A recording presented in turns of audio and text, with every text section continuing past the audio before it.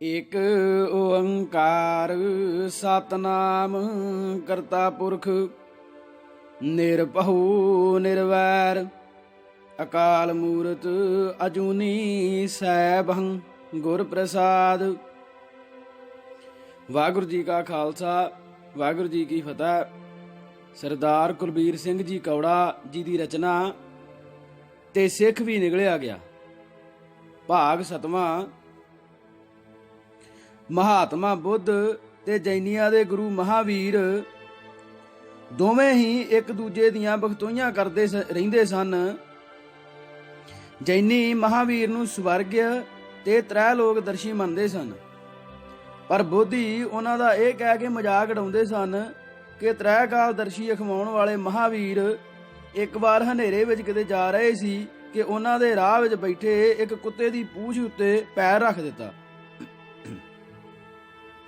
ਤ੍ਰੈ ਕਾਲ ਦਰਸ਼ੀ ਕਾਹਦਾ, ਜਿਹਨੂੰ ਆਪਣੀ ਦਿਵ ਦ੍ਰਿਸ਼ਟੀ ਨਾਲ ਕੁੱਤਾ ਨਹੀਂ ਦਿਸਿਆ, ਤਿੰਨਾਂ ਜਨਮਾਂ ਨੂੰ ਜਾਣਨ ਵਾਲਾ ਕਿੱਥੋਂ ਹੋ ਗਿਆ। ਇਸੇ ਤਰ੍ਹਾਂ ਹੀ ਜੈਨੀ ਵੀ ਮਹਾਤਮਾ ਬੁੱਧ ਬਾਰੇ ਕਹਿੰਦੇ ਹਨ ਕਿ ਬੁੱਧ ਇੱਕ ਦਿਨ ਭਿਕਸ਼ਾ ਮੰਗਣ ਗਏ ਤੇ ਐਸੇ ਘਰ ਦਾ ਦਰਵਾਜ਼ਾ ਖੜਕਾਇਆ ਜਿਹੜਾ 40 ਸਾਲਾਂ ਤੋਂ ਵੀ ਵੱਧ ਸਮੇਂ ਤੋਂ ਬੰਦ ਪਿਆ ਸੀ ਤੇ ਜਿਹਦੇ ਵਿੱਚ ਕੋਈ ਨਹੀਂ ਸੀ ਰਹਿੰਦਾ। ਗਿਆਨ ਹੋ ਜਾਣ ਤੋਂ ਬਾਅਦ ਬੁੱਧ 42 ਸਾਲ ਜਿਉਂਦੇ ਰਹੇ, ਮਹਾਵੀਰ 40 ਸਾਲ ਜਿਉਂਦੇ ਰਹੇ। ਮਹਾਤਮਾ ਬੁੱਧ ਦੇ ਹੁੰਦਿਆਂ ਕਿਸੇ ਨੇ ਉਹਨਾਂ ਦੇ ਉਪਦੇਸ਼ ਨਾ ਲਿਖੇ। ਮਰਨ ਤੋਂ ਬਾਅਦ ਸਾਰਿਆਂ ਨੇ ਬੁੱਧ ਦੇ ਰਿਸ਼ਤੇਦਾਰ ਤੇ ਨਜ਼ਦੀਕੀ ਸਾਥੀ ਆਨੰਦ ਨੂੰ ਕਿਹਾ ਕਿ ਉਹ ਬੁੱਧ ਦੇ ਪ੍ਰਵਚਨ ਲਿਖੇ। ਬੁੱਧ ਦੇ ਮਰਨ ਦੀ ਹੀ ਦੇਰ ਸੀ ਕਿ ਬੁੱਧ ਧਰਮ ਦੇ 36 ਟੁਕੜੇ ਹੋ ਗਏ। ਕੋਈ ਧੜਾ ਇੱਕ ਗੱਲ ਨਹੀਂ ਸੀ ਮੰਨਦਾ, ਕੋਈ ਦੂਜੀ ਨਹੀਂ ਸੀ ਮੰਨਦਾ। ਇਸੇ ਤਰ੍ਹਾਂ ਹੀ ਜੈਨੀਆਂ ਨਾਲ ਹੋਇਆ। ਸਿੱਖ ਗੁਰੂਆਂ ਦੀਆਂ ਸਾਰੀਆਂ ਕਿਤਾਬਾਂ ਵੀ ਬਾਅਦ ਵਿੱਚ ਲਿਖੀਆਂ ਗਈਆਂ ਹਨ, ਸਿਵਾਏ ਸਾਹਿਬ ਸ੍ਰੀ ਗੁਰੂ ਗ੍ਰੰਥ ਸਾਹਿਬ ਜੀ ਦੇ। ਸਾਰੇ ਰਹਿਤਨਾਮੇ ਤੇ ਗੁਰੂਆਂ ਦੀਆਂ ਜੀਵਨੀਆਂ ਬਾਅਦ ਵਿੱਚ ਹੀ ਲਿਖੀਆਂ ਗਈਆਂ ਹਨ। 90% ਸਿੱਖ ਵਿਦਵਾਨ ਇਹ ਮੰਨਦੇ ਹਨ ਕਿ ਦਸਮ ਗ੍ਰੰਥ ਵੀ ਗੁਰੂ ਗੋਬਿੰਦ ਸਿੰਘ ਜੀ ਤੋਂ ਬਾਅਦ ਦਰਬਾਰੀ ਕਵੀਆਂ ਜਾਂ ਬ੍ਰਾਹਮਣਾਂ ਨੇ ਸਿੱਖਾਂ ਨੂੰ ਭੰਬਲ ਭੂਸੇ ਵਿੱਚ ਪਾਉਣ ਲਈ ਲਿਖਿਆ ਸੀ। ਗੁਰੂ ਗੋਬਿੰਦ ਸਿੰਘ ਵੇਲੇ ਇਸ ਦੀ ਕੋਈ ਹੋਂਦ ਨਹੀਂ ਸੀ, ਸਿਵਾਏ ਥੋੜੀ ਜਿਹੀ ਬਾਣੀ ਦੇ। ਜੋ ਗੱਲਾਂ ਮਹਾਤਮਾ ਬੁੱਧ ਦੇ ਜਿਉਂਦਿਆਂ ਹੋਈਆਂ ਉਹਨਾਂ ਉਪਦੇਸ਼ਾਂ ਵਿੱਚ ਵੀ ਲੋਕਾਂ ਨੂੰ ਭੁਲੇਖਾ ਲੱਗ ਜਾਂਦਾ ਸੀ। ਮਹਾਤਮਾ ਬੁੱਧ ਦੇ ਆਸ਼ਰਮ ਵਿੱਚ ਸੌਣ ਤੋਂ ਪਹਿਲਾਂ ਸਮਾਧੀ ਲਾਈ ਜਾਂਦੀ ਸੀ। ਇੱਕ ਦਿਨ ਮਹਾਤਮਾ ਬੁੱਧ ਦੇ ਪ੍ਰਵਚਨ ਸੁਣਨ ਲਈ ਉਹਨਾਂ ਦੇ ਚੇਲਿਆਂ ਤੋਂ ਇਲਾਵਾ ਇੱਕ ਵੇਸਵਾ ਤੇ 2 ਚੋਰ ਵੀ ਆਏ। ਮਹਾਤਮਾ ਜੀ ਨੇ ਆਪਣਾ ਪ੍ਰਵਚਨ ਖਤਮ ਕਰਕੇ ਫਰਮਾਇਆ ਕਿ ਜਾਓ ਹੁਣ ਰਾਤ ਦਾ ਕੰਮ ਕਰੋ। ਬੁੱਧ ਦੇ ਚੇਲੇ ਤਾਂ ਰੋਜ਼ ਵਾਂਗ ਧਿਆਨ ਕਰਨ ਲੱਗ ਪਏ, ਪਰ ਵੇਸਵਾ ਨੇ ਰਾਤ ਦੇ ਕੰਮ ਤੋਂ ਅਰਥ ਆਪਣੇ ਧੰਦੇ ਦਾ ਲਿਆ। ਉਸਨੇ ਸੋਚਿਆ ਮੈਂ ਇੱਥੇ ਬੈਠੀ ਹਾਂ, ਉਧਰ ਗਾਹਕ ਮੈਨੂੰ ਉਡੀਕਦੇ ਹੋਣਗੇ, ਤੇ ਇਹ ਸੋਚ ਕੇ ਉਹ ਪੇਸ਼ਾ ਕਰਨ ਚਲੀ ਗਈ। ਇਸੇ ਤਰ੍ਹਾਂ ਹੀ ਚੋਰਾਂ ਨੇ ਵੀ ਆਪਣੇ ਰਾਤ ਦੇ ਕੰਮ ਦਾ ਅਰਥ ਰਾਤ ਨੂੰ ਚੋਰੀ ਕਰਨ ਦਾ ਕੱਢਿਆ ਤੇ ਚੋਰੀ ਕਰਨ ਤੁਰ ਪਏ। ਹੁਣ ਇੱਕ ਹੀ ਹੁਕਮ ਤਿੰਨਾਂ ਨੇ ਵੱਖਰਾ ਵੱਖਰਾ ਸਮਝਿਆ। ਸਿੱਖਾਂ ਦੀ ਵੀ ਇਸੇ ਤਰ੍ਹਾਂ ਦੀ ਹੀ ਇੱਕ ਕਹਾਣੀ ਹੈ। ਗੁਰੂ ਗੋਬਿੰਦ ਸਿੰਘ ਜੀ ਮਹਾਰਾਜ ਨੇ ਆਪਣੇ ਸਿੰਘ ਨੂੰ ਕਿਹਾ ਕਿ ਬਾਣੀ ਪੜ੍ਹਿਆ ਕਰੋ। ਸਾਰੇ ਸਿੰਘ ਬਾਣੀ ਪੜ੍ਹਿਆ ਕਰਦੇ ਸਨ, ਪਰ ਇੱਕ ਸਿੰਘ ਆਨੰਦ ਭਇਆ ਮੇਰੀ ਮਾਏ ਸਤਿਗੁਰੂ ਮੈਂ ਪਾਇਆ ਉੱਤੇ ਹੀ ਅੜ ਗਿਆ। ਉਹ ਸਿਰਫ ਇੰਨਾ ਹੀ ਪੜ੍ਹਿਆ ਕਰੇ। ਦੂਸਰੇ ਸਿੰਘਾਂ ਦੀ ਸ਼ਿਕਾਇਤ ਉੱਤੇ ਗੁਰੂ ਜੀ ਨੇ ਜਦੋਂ ਬੁਲਾ ਕੇ ਪੁੱਛਿਆ ਤਾਂ ਉਸ ਸਿੰਘ ਨੇ ਕਿਹਾ, ਜੀ ਆਪ ਜੀ ਨੇ ਹੀ ਤਾਂ ਆਖਿਆ ਸੀ ਕਿ ਬਾਣੀ ਪੜ੍ਹਨ ਨਾਲ ਆਨੰਦ ਦੀ ਪ੍ਰਾਪਤੀ ਹੁੰਦੀ ਹੈ। ਉਹ ਮੈਨੂੰ ਹੋ ਚੁੱਕੀ ਹੈ, ਫਿਰ ਬਾਕੀ ਦੀ ਬਾਣੀ ਕਾਹਦੇ ਲਈ ਪੜ੍ਹਨੀ ਹੈ। ਮਹਾਤਮਾ ਬੁੱਧ ਦੇ ਹੁੰਦਿਆਂ ਵੀ ਉਹਨਾਂ ਨੂੰ ਕਈ ਵਾਰ ਆਪਣੇ ਹੀ ਬਣਾਏ ਹੋਏ ਨਿਯਮਾਂ ਵਿੱਚ ਤਬਦੀਲੀ ਕਰਨੀ ਪਈ। ਬੁੱਧ ਧਰਮ ਦਾ ਪਹਿਲਾ ਤੇ ਮੁੱਢਲਾ ਅਸੂਲ ਇਹ ਸੀ ਕਿ ਹਰ ਭਿਕਸ਼ੂ ਮੰਗ ਕੇ ਖਾਏਗਾ, ਜੀਵਾਂ ਨੂੰ ਨਹੀਂ ਸਤਾਉਣਾ ਤੇ ਨਾ ਹੀ ਮਾਰਨਾ ਹੈ। ਇਸ ਗੱਲ ਦੇ ਤਹਿਤ ਮਾਸ ਖਾਣ ਦੀ ਮਨਾਹੀ ਸੀ, ਪਰ ਨਾਲ ਹੀ ਇਹ ਗੱਲ ਵੀ ਸੀ ਕਿ ਜੋ ਕੋਈ ਵੀ ਚੀਜ਼ ਆਪਣੀ ਮਰਜ਼ੀ ਨਾਲ ਭਿਕਸ਼ਾ ਪਾਤਰ ਵਿੱਚ ਪਾ ਦੇਵੇ, ਚੁੱਪਚਾਪ ਸਵੀਕਾਰ ਕਰ ਲੈਣੀ ਹੈ। ਆਪਣੀ ਲੋੜ ਤੋਂ ਵੱਧ ਨਹੀਂ ਮੰਗਣਾ ਤੇ ਆਪਣੀ ਮਨਪਸੰਦ ਦਾ ਖਾਣਾ ਭਿਕਸ਼ਾ ਪਾਤਰ ਵਿੱਚ ਪਾਉਣ ਲਈ ਨਹੀਂ ਕਹਿਣਾ।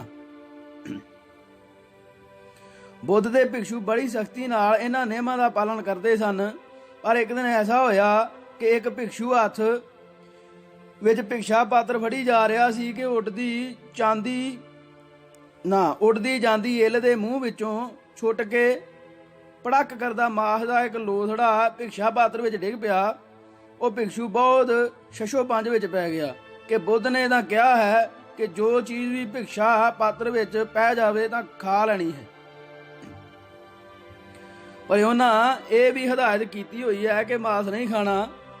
ਬੁੱਧ ਅਜੇ ਜਿਉਂਦਾ ਸੀ, ਇਸ ਲਈ ਸਾਰੇ ਭਿਕਸ਼ੂ ਇਕੱਠੇ ਹੋ ਕੇ ਬੁੱਧ ਕੋਲ ਗਏ ਤੇ ਹੱਲ ਪੁੱਛਿਆ।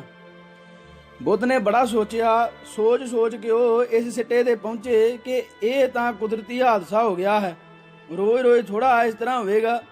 ਇਹ ਸੋਚ ਕੇ ਬੁੱਧ ਨੇ ਕਿਹਾ, ਭਿਕਸ਼ਾ ਪਾਤਰ ਵਿੱਚ ਜੋ ਪੈ ਗਿਆ ਖਾ ਲੈਣਾ ਹੈ ਤੇ ਮਰੇ ਹੋਏ ਜਾਨਵਰ ਦਾ ਜਾਂ ਡੰਗਰ ਦਾ ਮਾਸ ਵੀ ਖਾ ਲੈਣਾ ਚਾਹੀਦਾ ਹੈ, ਜਿਉਂਦੇ ਨੂੰ ਮਾਰ ਕੇ ਨਹੀਂ ਖਾਣਾ ਚਾਹੀਦਾ।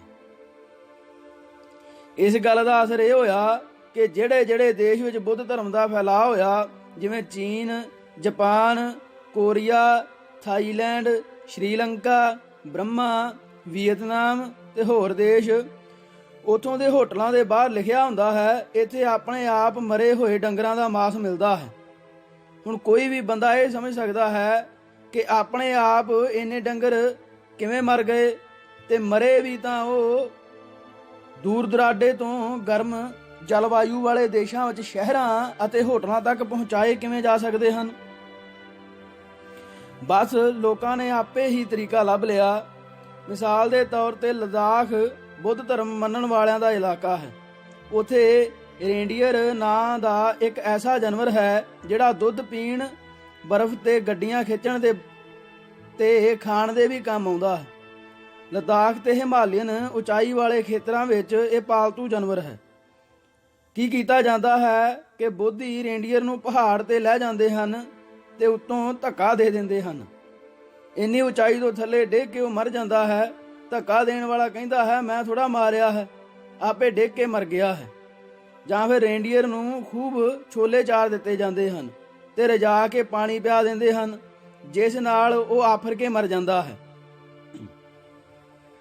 ਘਰ ਵਾਲੇ ਇਹ ਕਹਿ ਕੇ ਪਾਪ ਮੁਕਤ ਹੋ ਜਾਂਦੇ ਹਨ ਕਿ ਆਪੇ ਖਾ ਪੀ ਕੇ ਮਰਿਆ ਹੈ, ਅਸਾਂ ਥੋੜਾ ਮਾਰਿਆ ਹੈ। ਬਸ ਹਰ ਇਲਾਕੇ ਵਿੱਚ ਆਪੇ ਹੀ ਤਰੀਕੇ ਲੱਭ ਲਏ ਗਏ ਹਨ। ਬ੍ਰਾਹਮਣ ਨੇ ਪੂਜਾ ਪਾਠ ਆਪਣੇ ਹੱਥ ਰੱਖਿਆ ਹੈ, ਕਿਸੇ ਹੋਰ ਨੂੰ ਇਹ ਕੰਮ ਕਰਨ ਦੀ ਖੁੱਲ੍ਹ ਨਹੀਂ ਦਿੱਤੀ। ਇੱਥੋਂ ਤੱਕ ਕਿ ਬ੍ਰਾਹਮਣ ਨੇ ਬ੍ਰਾਹਮਣੀ ਕੰਮ ਵੀ ਵੰਡ ਲਏ ਹਨ। ਪੂਜਾ ਪਾਠ ਵਾਲੇ ਬ੍ਰਾਹਮਣ ਹੋਰ ਹੁੰਦੇ ਹਨ ਤੇ ਮਰੇ ਦਾ ਸੰਸਕਾਰ ਕਰਾਉਣ ਵਾਲੇ ਹੋਰ, ਸ਼ਰਾਧ ਖਾਣ ਵਾਲੇ ਹੋਰ ਤੇ ਟੇਵੇ ਲਾਉਣ ਵਾਲੇ ਹੋਰ, ਮੰਦਰਾਂ ਦੇ ਪੁਜਾਰੀ ਹੋਰ ਤੇ ਹਵਨ ਯੱਗ ਕਰਨ ਵਾਲੇ ਹੋਰ। ਇਹ ਸਾਰੇ ਇੱਕ ਦੂਜੇ ਦੇ ਕੰਮਾਂ ਵਿੱਚ ਨਾ ਤਾਂ ਨੁਕਸ ਕੱਢਦੇ ਹਨ ਤੇ ਨਾ ਹੀ ਜਜਮਾਨਾਂ ਸਾਹਮਣੇ ਕਿਸੇ ਦੀ ਗਲਤੀ ਕੱਢ ਕੇ ਭੰਡਦੇ ਹਨ। ਮੁਰਦੇ ਸਾੜਨ ਵਾਲੇ ਬ੍ਰਾਹਮਣ ਨੂੰ ਆਚਾਰਜ ਬ੍ਰਾਹਮਣ ਕਹਿੰਦੇ ਹਨ। ਭੁੱਲ ਕੇ ਵੀ ਉਹ ਮੁੰਡਾ ਜੰਮੇ ਵਾਲੇ ਜਾਂ ਵਿਆਹ ਵਾਲੇ ਘਰ ਨਹੀਂ ਵੜ ਸਕਦਾ। ਬੁੱਧ ਧਰਮ ਨੇ ਪਾਠ ਪੂਜਾ ਦਾ ਕੰਮ ਆਪਣੇ ਅਨੁਯਾਈਆਂ ਤੇ ਹੀ ਛੱਡ ਦਿੱਤਾ ਹੈ। ਨਾਲ ਦੱਸ ਦਿੱਤਾ ਹੈ ਕਿ ਇੰਨੇ ਪਾਠ ਕਰਨੇ ਚਾਹੀਦੇ ਹਨ। ਬੁੱਧ ਤੋਂ ਬਾਅਦ ਇਸ ਦੇ ਵੀ ਹੋਰ ਅਰਥ ਕੱਢ ਲਏ ਗਏ। ਇੱਕ ਤਕਲੀ ਵਰਗੇ ਡਮਰੂ ਜਿਹੇ ਉੱਤੇ ਮੰਤਰ ਲਿਖ ਕੇ ਬੋਧੀਆਂ ਨੇ ਹੱਥਾਂ ਵਿੱਚ ਫੜ ਲਏ। ਉਹਨਾਂ ਚਰਖੀਆਂ ਜਿਹੀਆਂ ਨੂੰ ਘੁਮਾ ਦਿੱਤਾ, ਜਿੰਨੀ ਵਾਰ ਘੁੰਮ ਜਾਣ ਓਨੇ ਪਾਠ ਹੋ ਗਏ। ਇਸ ਤਰ੍ਹਾਂ ਬੋਧੀ ਸਾਰਾ ਦਿਨ ਹੀ ਡਮਰੂ ਜਿਹਾ ਘੁਮਾਈ ਜਾਂਦੇ ਹਨ। ਪਰ ਇਸ ਦੇ ਉਲਟ ਬ੍ਰਾਹਮਣ ਨੇ ਆਪਣੇ ਆਪ ਨੂੰ ਜਾਂ ਆਪਣੇ ਪਰਿਵਾਰ ਨੂੰ ਨਿਰਦੋਸ਼ ਸਾਬਤ ਕਰਨ ਦੇ ਤਰੀਕੇ ਵੀ ਲੱਭ ਲਏ ਹੋਏ ਹਨ। ਲੋਕਾਂ ਨੂੰ ਪਤਾ ਵੀ ਲੱਗ ਜਾਂਦਾ ਹੈ ਕਿ ਬ੍ਰਾਹਮਣ ਸਾਨੂੰ ਬੇਵਕੂਫ ਬਣਾ ਰਿਹਾ ਹੈ, ਪਰ ਫਿਰ ਵੀ ਬ੍ਰਾਹਮਣ ਦਾ ਕੁਝ ਵਿਗਾੜ ਨਹੀਂ ਸਕਦੇ। ਬ੍ਰਾਹਮਣ ਨੇ ਲੋਕਾਂ ਨੂੰ ਦੱਸਿਆ ਹੋਇਆ ਹੈ ਕਿ ਜੇ ਕਿਸੇ ਹੱਥੋਂ ਬਿੱਲੀ ਮਰ ਜਾਵੇ ਤਾਂ ਘੋਰ ਪਾਪ ਹੁੰਦਾ ਹੈ। ਸੋਨੇ ਦੀ ਬਿੱਲੀ ਭਾਵੇਂ ਥੋੜੇ ਜਿਹੇ ਸੋਨੇ ਦੀ ਹੀ ਹੋਵੇ, ਬਣਵਾ ਕੇ ਬ੍ਰਾਹਮਣ ਨੂੰ ਦਾਨ ਕਰਨ ਨਾਲ ਪਾਪ ਲੱਥਦਾ ਹੈ, ਨਹੀਂ ਤਾਂ ਬਿੱਲੀ ਸਵਰਗ ਦਾ ਰਾਹ ਰੋਕ ਲੈਂਦੀ ਹੈ ਤੇ ਪਚੀਂਡੇ ਮਾਰ ਕੇ ਮਾਤ ਲੋਕ ਦੇ ਪ੍ਰਾਣੀ ਦਾ ਮੂੰਹ ਵਲੂੰਦਰ ਦਿੰਦੀ ਹੈ। ਕਿਸੇ ਬੰਦੇ ਨੇ ਇੱਕ ਦਿਨ ਆ ਕੇ ਬ੍ਰਾਹਮਣ ਨੂੰ ਪੁੱਛਿਆ, ਪੰਡਿਤ ਜੀ, ਬਿੱਲੀ ਮਾਰਿਆ ਕਿੰਨਾ ਕੁ ਪਾਪ ਲੱਗਦਾ ਹੈ? ਬਹੁਤ। ਪੰਡਿਤ ਨੇ ਕਿਹਾ, ਤੇ ਉਪਾਅ ਹੈ ਸੋਨੇ ਦੀ ਬਿੱਲੀ ਬਣਾ ਕੇ ਬ੍ਰਾਹਮਣ ਨੂੰ ਚੜਾਉਣੀ। ਉਸ ਬੰਦੇ ਨੇ ਕਿਹਾ, ਪੰਡਿਤ ਜੀ ਫਿਰ ਤਿਆਰੀ ਕਰ ਲਓ ਜਾਂ ਕੱਸ ਲਓ, ਤੁਹਾਡੀ ਛੋਟੀ ਨੂੰ ਸੰਤੋਸ਼ ਨੇ ਬਿੱਲੀ ਮਾਰ ਦਿੱਤੀ ਹੈ। ਇੱਕ ਵਾਰ ਤਾਂ ਬ੍ਰਾਹਮਣ ਹਿੱਲਿਆ, ਪਰ ਫਿਰ ਛੇਤੀ ਸੰਭਲ ਗਿਆ ਤੇ ਕਹਿਣ ਲੱਗਾ, ਜੇ ਬਿੱਲੀ ਮਾਰੀ ਸੰਤੋਸ਼ ਫਿਰ ਕੋਈ ਨਹੀਂ ਦੋਸ਼। ਬੁੱਧ ਦੇ ਮਰਨ ਤੋਂ ਬਾਅਦ ਬੁੱਧ ਧਰਮ ਵਿੱਚ ਝੱਟ ਬ੍ਰਾਹਮਣ ਪ੍ਰਵੇਸ਼ ਕਰ ਗਏ। ਬੁੱਧ ਦੇ 12 ਬ੍ਰਾਹਮਣ ਚੇਲਿਆਂ ਨੇ ਬੁੱਧ ਧਰਮ ਦੇ ਗ੍ਰੰਥ ਲਿਖੇ ਹਨ। ਇਸ ਲਈ ਉਹਨਾਂ ਦੀ ਸ਼ੁਰੂਆਤ ਇੰਨੀ ਸੋਹਣੀ ਹੈ ਕਿ ਪੜ੍ਹਦੇ ਸਾਰ ਦਿਲ ਖੁਸ਼ ਹੋ ਜਾਂਦਾ ਹੈ, ਕਿਉਂਕਿ ਬ੍ਰਾਹਮਣ ਵਿੱਚ ਇਹ ਗੁਣ ਤਾਂ ਹੈ ਕਿ ਅਗਲੇ ਦੇ ਢਿੱਡ ਵਿੱਚ ਵੜ ਜਾਂਦਾ ਹੈ।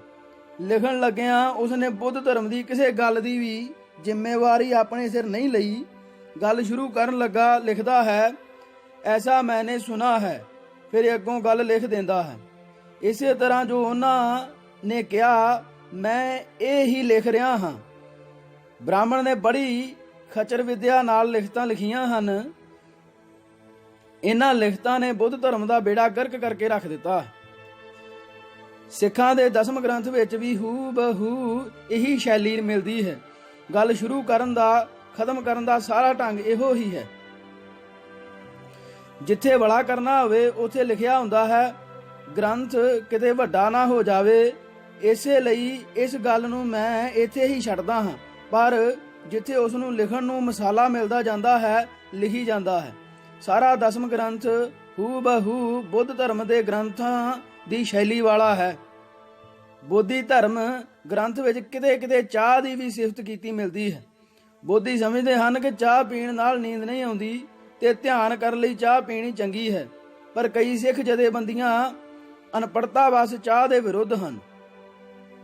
ਉਹ ਕਹਿੰਦੇ ਹਨ ਚਾਹ ਨੂੰ ਚਮੜੇ ਦੀ ਪੁੱਠ ਦਿੱਤੀ ਜਾਂਦੀ ਹੈ, ਪਰ ਉਧਰ ਨਲਕੇ ਦਾ ਪਾਣੀ ਪੀ ਲੈਂਦੇ ਹਨ ਜਿਸ ਦੇ ਵਿੱਚ ਚਮੜੇ ਦੀ ਬੋਕੀ ਹੁੰਦੀ ਹੈ।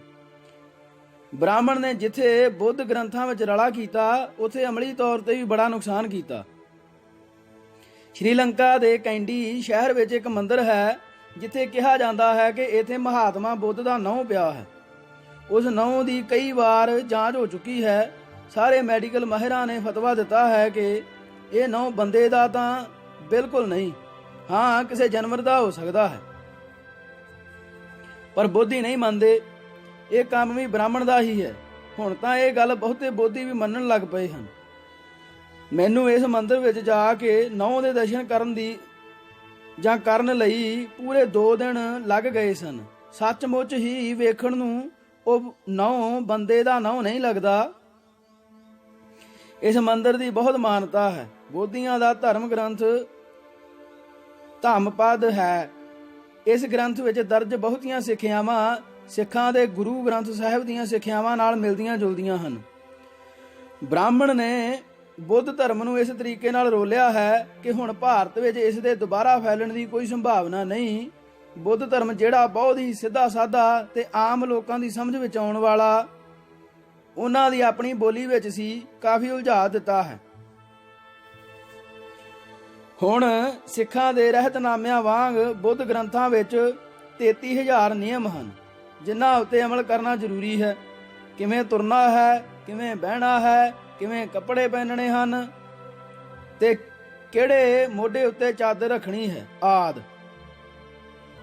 ਇਸ ਧਰਮ ਨੂੰ ਉੱਕਾ ਖਤਮ ਕਰਨ ਲਈ ਤੇ ਬਦਨਾਮ ਕਰਨ ਲਈ ਬ੍ਰਾਹਮਣਾਂ ਨੇ ਬੜੀਆਂ ਕਹਾਣੀਆਂ ਘੜ ਲਈਆਂ ਹਨ। ਇੱਕ ਕਹਾਣੀ ਇਹ ਹੈ ਕਿ ਬ੍ਰਾਹਮਣਾਂ ਨੇ ਸਾਰੀ ਦੁਨੀਆ ਦਾ ਇੰਨਾ ਪਰਉਪਕਾਰ ਸੁਧਾਰ ਦਿੱਤਾ ਜਾਂ ਪਰਉਪਕਾਰੀ ਸੁਧਾਰ ਕਰ ਦਿੱਤਾ ਕਿ ਨਰਕ ਵਿੱਚ ਕੋਈ ਜਾਣੋਂ ਹੀ ਹਟ ਗਿਆ, ਕਿਉਂਕਿ ਸਾਰੇ ਲੋਕ ਸਵਰਗ ਵਿੱਚ ਹੀ ਜਾਂਦੇ ਸਨ। ਇਸ ਲਈ ਧਰਮਰਾਜ ਨੇ ਪਰਮਾਤਮਾ ਕੋਲ ਸ਼ਿਕਾਇਤ ਕੀਤੀ ਕਿ ਹੁਣ ਕੀ ਕਰੀਏ, ਨਰਕ ਤਾਂ ਖਾਲੀ ਪਿਆ ਹੈ। ਤਾਂ ਪਰਮਾਤਮਾ ਨੇ ਕਿਹਾ ਕਿ ਫਿਕਰ ਦੀ ਕੋਈ ਲੋੜ ਨਹੀਂ, ਮੈਂ ਬੁੱਧ ਦੇ ਰੂਪ ਵਿੱਚ ਇਸ ਧਰਤੀ ਉੱਤੇ ਜਾ ਕੇ ਲੋਕਾਂ ਨੂੰ ਇੰਨਾ ਖਰਾਬ ਤੇ ਅਧਾਰਮਿਕ ਕਰ ਦਿਆਂਗਾ ਕਿ ਨਰਕਾਂ ਵਿੱਚ ਪਹਿਲਾਂ ਵਾਂਗ ਹੀ ਗਹਿਮਾ ਗਹਿਮ ਹੋ ਜਾਵੇਗੀ। ਸ਼ੰਕਰਾਚਾਰੀਆ ਦੇ ਹੁਕਮ ਨਾਲ 12 ਲੱਖ ਬੋਧੀ ਮੌਤ ਦੇ ਘਾਟ ਉਤਾਰ ਦਿੱਤੇ ਗਏ ਸਨ।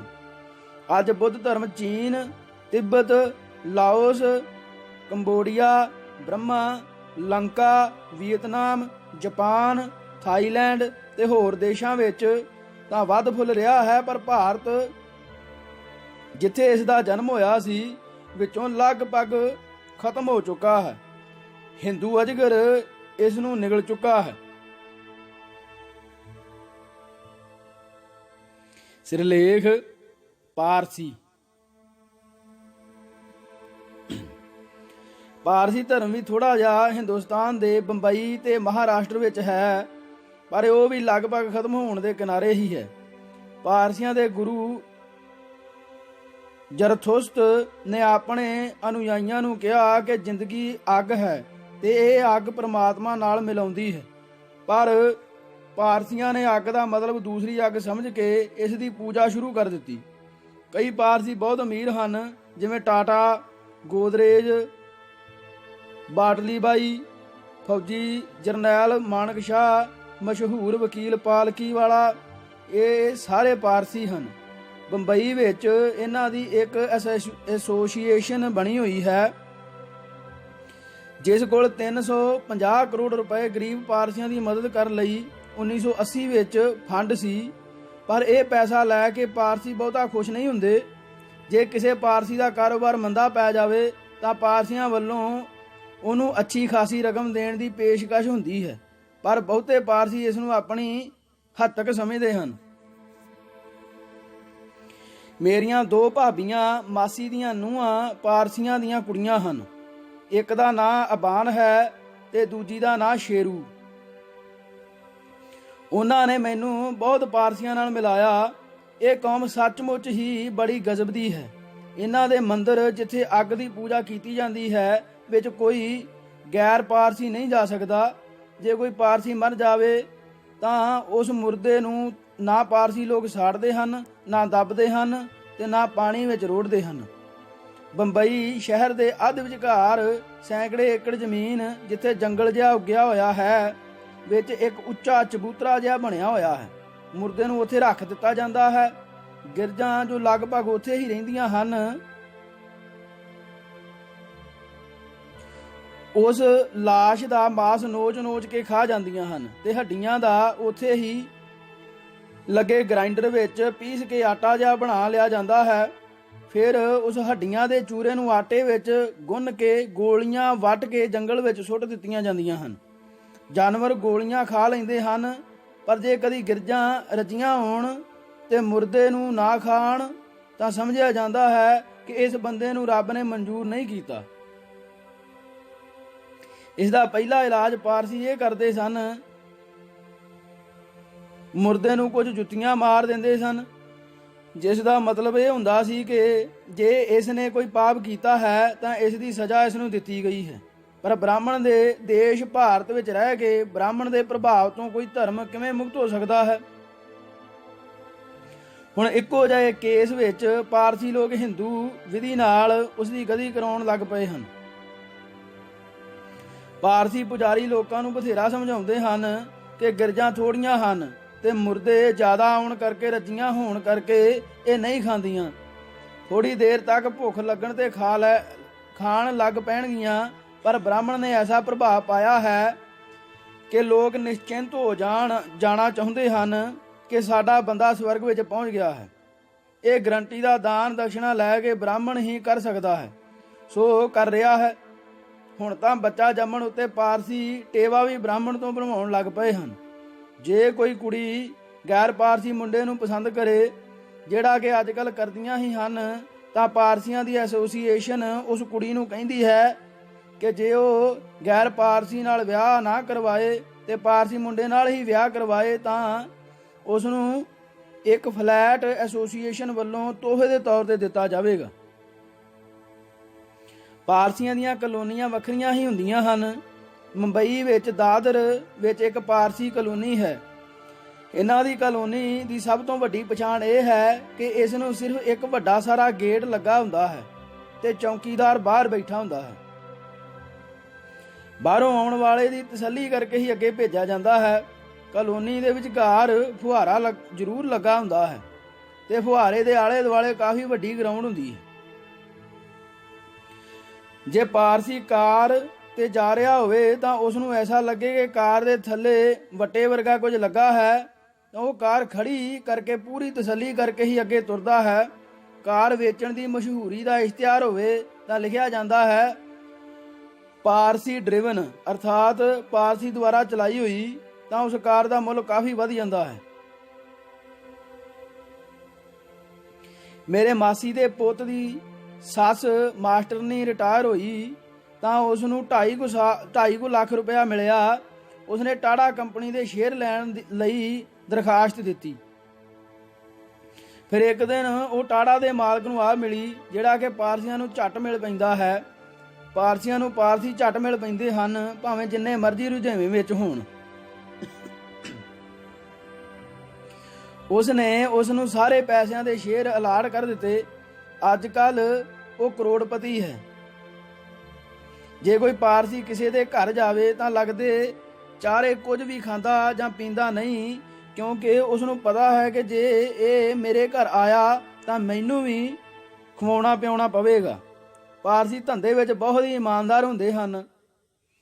ਇਹ ਜਿਹੜਾ ਵੀ ਧੰਦਾ ਕਰਨ ਅੱਗੋਂ ਪੀੜ੍ਹੀਆਂ ਤੱਕ ਉਹੀ ਧੰਦਾ ਕਰੀ ਜਾਂਦੇ ਹਨ। ਮਿਸਾਲ ਦੇ ਤੌਰ ਤੇ ਇੱਕ ਬੰਦਾ ਘੋੜਿਆਂ ਦਾ ਵੇਚਣ ਖਰੀਦਣ ਦਾ ਧੰਦਾ ਕਰੇ ਤਾਂ ਆਪਣੇ ਨਾਂ ਨਾਲ ਲਿਖੇਗਾ ਫਲਾਣਾ ਘੋੜੇ ਵਾਲਾ। ਜਿਹੜਾ ਪਾਲਕੀਆਂ ਬਣਾਉਂਦਾ ਹੋਵੇ ਉਹ ਲਿਖੇਗਾ ਫਲਾਣਾ ਪਾਲਕੀ ਵਾਲਾ। ਇਸੇ ਤਰ੍ਹਾਂ ਲੋਹੇ ਵਾਲਾ ਆਪਣੇ ਨਾਂ ਅੱਗੇ ਲੋਹੇ ਵਾਲਾ, ਲੱਕੜੀ ਵਾਲਾ ਜਿਹੜਾ ਬਾਲਟੀਆਂ ਬਣਾਉਂਦਾ ਹੋਵੇ ਉਹ ਬਾਟਲੀ ਵਾਲਾ। ਇਸੇ ਤਰ੍ਹਾਂ ਸੋਡਾ ਬਾਟਲੀ ਵਾਲਾ, ਫਿਰ ਸੋਡਾ ਬਾਟਲੀ ਓਪਨਰ ਵਾਲਾ, ਸੋਡੇ ਦਾ ਢੱਕਣ ਖੋਲ੍ਹਣ ਲਈ ਓਪਨਰ, ਬੰਦੂਕ ਵਾਲਾ ਆਦਿ ਲਿਖੇਗਾ। ਇੱਕ ਪਾਰਸੀ ਜੋ ਸਾਕਾ ਨੀਲਾ ਤਾਰਾ ਤੋਂ ਬਾਅਦ ਪੰਜਾਬ ਦਾ ਗਵਰਨਰ ਬਣਿਆ ਸੀ ਦੇ ਨਾਂ ਪਿੱਛੇ ਸਿਤਾਰ ਵਾਲਾ ਲੱਗਦਾ ਸੀ। ਇਹ ਪਾਰਸੀ ਸੀ ਤੇ ਇਸ ਦੇ ਵੱਡੇ ਵਡੇਰੇ ਗੀਤ ਸੰਗੀਤ ਵਾਲੀ ਸਿਤਾਰ ਬਣਾਉਂਦੇ ਤੇ ਵੇਚਦੇ ਸਨ। ਇਸ ਦਾ ਪੁਸ਼ਤੈਨੀ ਘਰ ਬੰਬਈ ਦੇ ਦਾਦਰ ਏਰੀਏ ਵਿੱਚ ਪਾਰਸੀ ਕਲੋਨੀ ਵਿੱਚ ਸੀ। ਇਹ ਲੋਕ ਆਪਣੇ ਕੰਮ ਵਿੱਚ ਦਿਨ ਰਾਤ ਇੱਕ ਕਰ ਦਿੰਦੇ ਹਨ। ਕੰਮ ਬਹੁਤ ਹੀ ਲਗਨ ਨਾਲ ਕਰਦੇ ਹਨ ਤੇ ਕਾਮਯਾਬ ਵੀ ਹੋ ਜਾਂਦੇ ਹਨ, ਪਰ ਬ੍ਰਾਹਮਣ ਦੇ ਗਲਬੇ ਥੱਲੇ ਆ ਚੁੱਕੇ ਹਨ।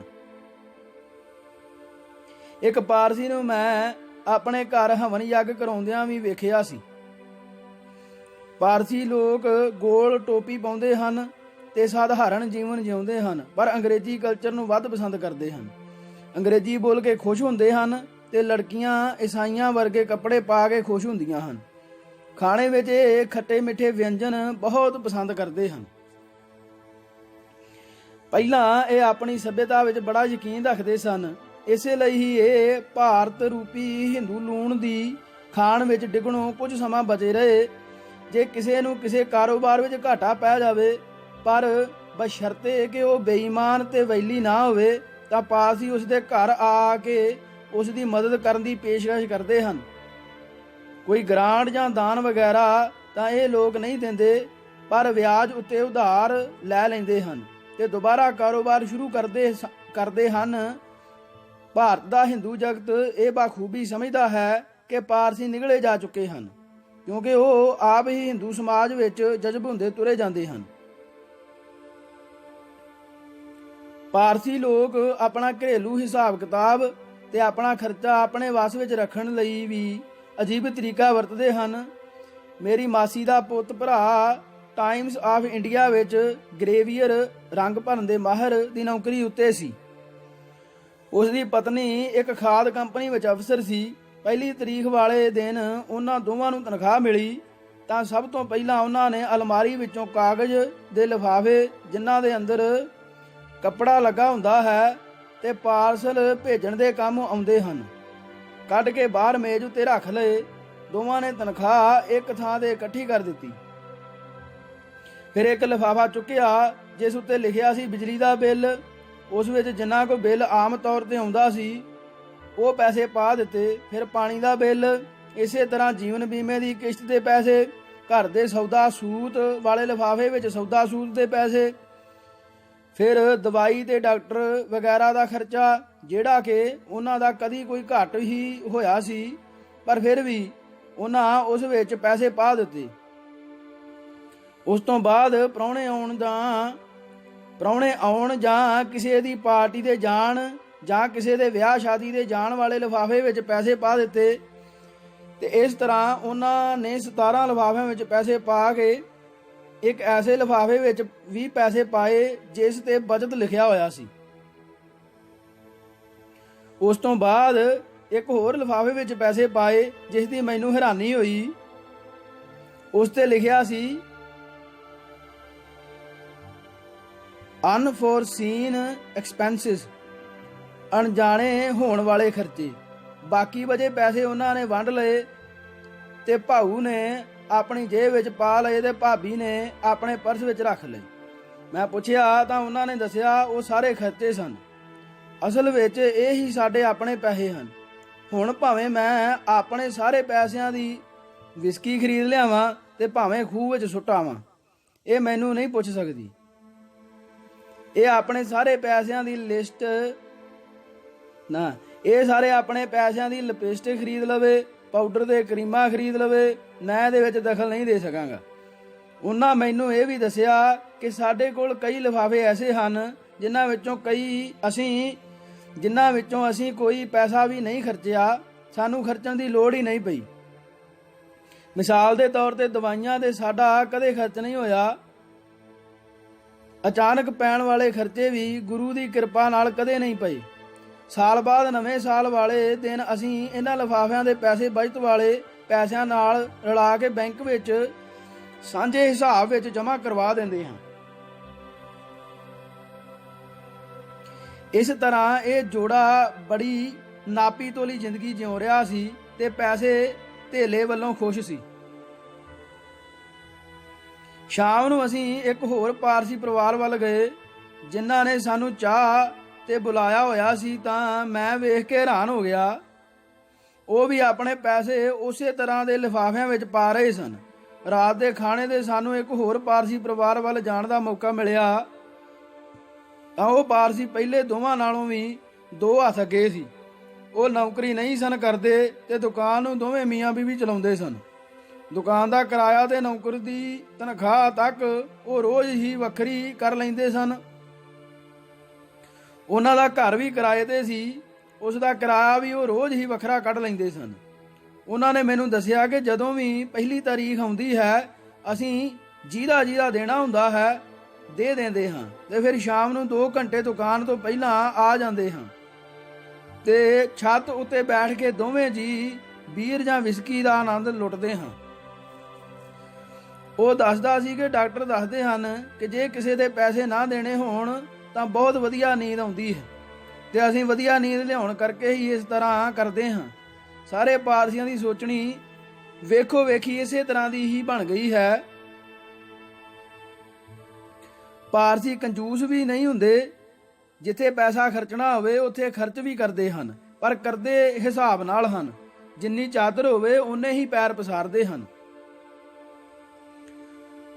ਉਸ ਤੋਂ ਵੱਧ ਨਹੀਂ। ਇਹ ਬਹੁਤ ਭਲੇ ਮਾਨਸ ਜਿਹੇ ਵਪਾਰੀ ਲੋਕ ਹੁੰਦੇ ਹਨ ਤੇ ਥੋੜੇ ਕੀਤੇ ਮਾਰ ਕੁਟਾਈ ਤੇ ਨਹੀਂ ਉਤਰਦੇ। ਜੇਲ੍ਹਾਂ ਵਿੱਚ ਵੀ ਇਹਨਾਂ ਦੀ ਗਿਣਤੀ ਐਵੇਂ ਨਾਮਾਤਰੀ ਹੋਵੇਗੀ, ਕਿਉਂਕਿ ਗੈਰ ਕਾਨੂੰਨੀ ਕੰਮ ਤਾਂ ਕੀ ਇਹ ਕਿਸੇ ਨਾਲ ਉਲਝਦੇ ਵੀ ਘੱਟ ਹੀ ਹਨ।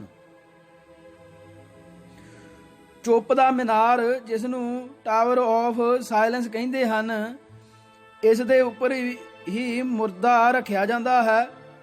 ਡੂੰਗਰਵਾੜੀ, ਜਿਸ ਦਾ ਮਤਲਬ ਹੁੰਦਾ ਹੈ ਬਗੀਚਾ, ਜੋ ਪਹਾੜ ਉੱਤੇ ਸਥਿਤ ਹੋਵੇ। ਇਹ ਥਾਂ ਕੰਬਾਲਾ ਹਿੱਲ, ਕੈਂਪਸ ਕਾਰਨਰ, ਕੰਬਲਾ ਹਿੱਲ ਦੇ ਲਾਗੇ ਹੈ। ਇੱਥੇ 10-12 ਖੂਹ ਹਨ ਜੋ ਹੱਡੀਆਂ ਨਾਲ ਭਰ ਗਏ ਹਨ। ਪਹਿਲਾਂ 40 ਖੂਹ ਹੁੰਦੇ ਸਨ। ਔਰਤਾਂ ਅਤੇ ਬੱਚਿਆਂ ਦੇ ਵੱਖਰੇ ਵੱਖਰੇ ਖੂਹ ਹਨ। ਜਦੋਂ ਇਹ ਖੂਹ ਭਰ ਗਏ ਤਾਂ ਸਮੁੰਦਰ ਤੱਕ ਇੱਕ ਪਾਈਪ ਲਾਈਨ ਵਿਛਾਈ ਗਈ ਤਾਂ ਕਿ ਹੱਡੀਆਂ ਰੁੜ ਕੇ ਸਮੁੰਦਰ ਵਿੱਚ ਚਲੀਆਂ ਜਾਣ। ਇਹ ਸਭ ਬ੍ਰਾਹਮਣ ਦੀ ਦੱਸੀ ਹੋਈ ਚਾਲ ਸੀ। ਬ੍ਰਾਹਮਣ ਨੇ ਪਾਰਸੀਆਂ ਦੇ ਦਿਮਾਗ ਵਿੱਚ ਇਹ ਗੱਲ ਭਰ ਦਿੱਤੀ ਹੈ ਕਿ ਮਾਸ ਭਾਵੇਂ ਜਿੱਧਰ ਮਰਜ਼ੀ ਜਾਵੇ, ਪਰ ਹੱਡੀਆਂ ਪਾਣੀ ਵਿੱਚ ਹੀ ਪੈਣੀਆਂ ਚਾਹੀਦੀਆਂ ਹਨ। ਜੇ ਕਿਸੇ ਪ੍ਰਾਣੀ ਦੀਆਂ ਹੱਡੀਆਂ ਜਲ ਪ੍ਰਵਾਹ ਨਾ ਹੋਣ ਤਾਂ ਉਸ ਦੀ ਗਤੀ ਹੋ ਹੀ ਨਹੀਂ ਸਕਦੀ। ਬ੍ਰਾਹਮਣਾਂ ਨੇ ਪਾਰਸੀਆਂ ਨੂੰ ਭੜਕਾਇਆ ਕਿ ਜਦੋਂ ਤੁਹਾਡੇ ਸਕੇ ਸੰਬੰਧੀਆਂ ਦੀਆਂ ਹੱਡੀਆਂ ਹੁੰਦੀਆਂ ਸਨ ਉਦੋਂ ਤਾਂ ਇਹ ਪਛਾਣੇ ਜਾਂਦੇ ਸਨ ਤੇ ਇਹਨਾਂ ਨੂੰ ਸਵਰਗ ਵਿੱਚ ਭੇਜਿਆ ਜਾ ਸਕਦਾ ਸੀ, ਪਰ ਜਦੋਂ ਹੱਡੀਆਂ ਦਾ ਆਟਾ ਬਣ ਗਿਆ ਤਾਂ ਸਵਰਗ ਵਿੱਚ ਭੇਜੇ ਜਾਣ ਲਈ ਇਹ ਪਛਾਣੇ ਕਿਵੇਂ ਜਾਣਗੇ? ਪਾਰਸੀਓ, ਤੁਹਾਡਾ ਦਿਮਾਗ ਨਹੀਂ ਕੰਮ ਕਰਦਾ। ਸੋ ਇਸ ਭਾਗ ਲਈ ਇੰਨਾ ਜੀ। ਵਾਹਿਗੁਰੂ ਜੀ ਕਾ ਖਾਲਸਾ, ਵਾਹਿਗੁਰੂ ਜੀ ਕੀ ਫਤਿਹ।